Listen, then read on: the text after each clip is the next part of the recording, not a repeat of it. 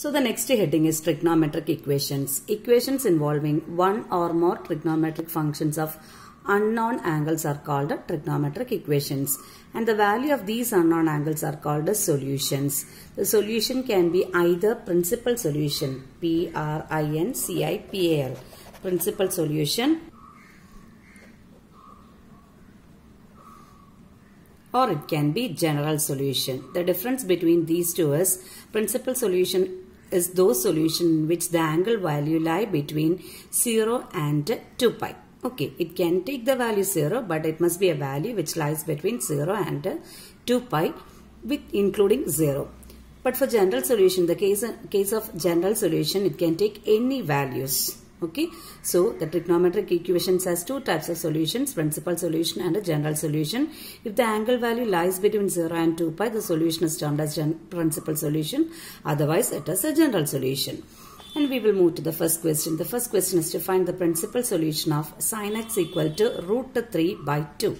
Sin x equal to root 3 by 2. To find the principal solution, what we will do first is find the angle value of sin in which gives the value as root 3 by 2. We know that sin of pi by 3. Sin pi by 3 gives the value root 3 by 2. That is sin 60 gives the value root 3 by 2. So one of the principal solution is pi by 3. Okay. There will be one more. To find the next one, what we will do is, we will take the quadrant. Pi by 3 is 180 by 3, which is 60 degree, and that will be in the first quadrant. Again, the given function is positive. It's a sine function and it is positive. Check where the quadrants gives the sign as positive values. Which all quadrants are there with sign as positive? The first quadrant and the second quadrant, isn't it? Because it is all silver teacups, all silver. S stands for sine and cosec. So in the first quadrant, sine is positive. So there are two quadrants. The first quadrant angle we already got as pi by 3. And the next angle will be in the second quadrant. So what we will do is, we will consider the angle which is in the first quadrant as theta.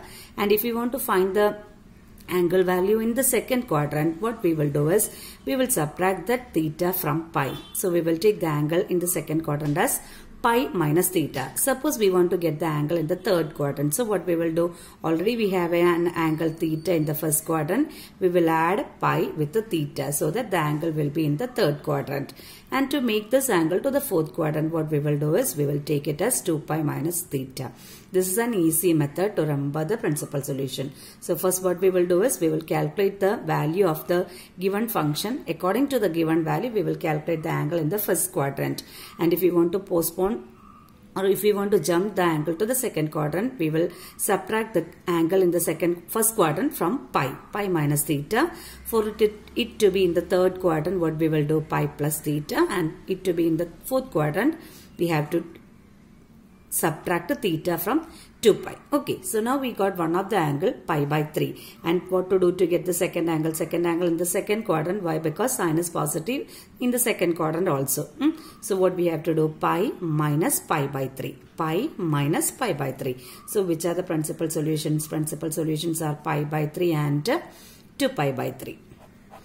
Okay, we will take one more case. Suppose so we have to find the principal solution of cos x equal to minus 1 by 2. Cos x equal to minus 1 by 2. So first what we have to do, we have to check the angle of cos which gives the value 1 by 2 in the first quadrant. Which angle value of cos gives 1 by 2? It is also pi by 3. Okay, pi by 3 is in the first quadrant. Again, the given function is cos x equal to minus 1 by 2. It's a negative value. So check the quadrant in which all quadrant cos is negative. Here it is all silver tea cups. So which all quadrant gives cos value as positive? Second and third. To convert the theta, this is termed as theta. To convert theta to the second quadrant, what we will do? We will do pi minus theta. To make it into the third quadrant, we will do pi plus theta. And to get it in the fourth quadrant, we have to do 2 pi minus theta. So since cos x is negative in the second and third quadrant, we have to do these two operations. So which will be the principal solutions? Principal solutions are pi minus theta, which is theta, pi by 3, comma, and the second one is pi plus pi by 3. Okay, which gives you the value pi minus pi by 3 is 2 pi by 3, which is one of the solution, principal solution, and the second value is 4 pi by 3. So just remember the value. First to find the value of theta in the first quadrant. To convert it into the second quadrant, we have to do pi minus theta. To the third quadrant, we have to do 2 pi plus theta. And to make it to the fourth quadrant, we have to do 2 pi minus theta. Okay.